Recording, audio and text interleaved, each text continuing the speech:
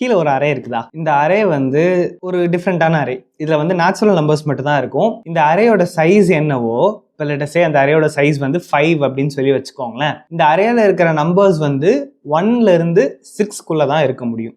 Okay, வேற எந்த நம்பர்ஸும் இருக்க முடியாது. 1ல இருந்து 6க்குள்ள தான் இருக்க முடியும். If the size of the array is 5. இதுல வந்து ஒரு நம்பர் வந்து மிஸ்ஸிங்கா இருக்க போகுது. அந்த நம்பர் என்ன அப்படிங்கறத நீங்க கண்டுபிடிக்கணும். இதை சால்வ் பண்ண உங்களுக்கு என்ன அப்ரோச் தோணுது அப்படின்னு சொல்லிட்டு நீங்க கமெண்ட் பண்ண போறீங்க. And I don't want code. நீங்க வந்து இப்போ பைத்தான்லயோ சிலயோ ஜாவாலியோ ஏதோ ஒரு கோடா எனக்கு டைப் பண்ண வேணாம். இதை சூடோ கோடா சொல்லுங்க. இல்லை அப்படின்னா பிளெயின் இங்கிலீஷ்ல என்ன பண்ண போறீங்க அப்படிங்கிற அந்த லாஜிக் மட்டும் என்கிட்ட சொல்லுங்க. எப்படி டிஃப்ரெண்டா நீங்க திங்க் பண்றீங்க அப்படின்னு சொல்லிட்டு பார்க்கலாம். ஒருத்தர் என்னென்ன திங்க் பண்றாங்க அப்படின்னு சொல்லிட்டு ஐ வில் மேக் கம்பைலேஷன். ஒருத்தரும் என்னென்ன லாஜிக் யோசிச்சிருக்கீங்க அப்படின்னு சொல்லிட்டு I will share the solution as well. இந்த இடத்துல நீங்க எவ்வளோ எஃபிஷியன்ட்டா இருக்கு, டைம் காம்ப்ளெக்சிட்டி பத்தியோ ஸ்பேஸ் காம்ப்ளெக்சிட்டி பத்தியோ யோசிக்க வேணாம்.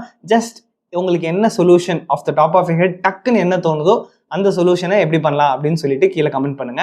அண்ட் ப்ராப்ளி அடுத்த எபிசோட்ல அடுத்த ஷார்ட்ஸ்ல வந்து ஐ வில் டெல் யூ இதை எப்படி சால்வ் பண்ணலாம், வேற மாதிரி யாரெல்லாம் என்ன மாதிரிலாம் யோசிச்சிருக்கீங்க அப்படின்னு சொல்லிட்டு அடுத்த எபிசோட்ல பார்க்கலாம். பாய்.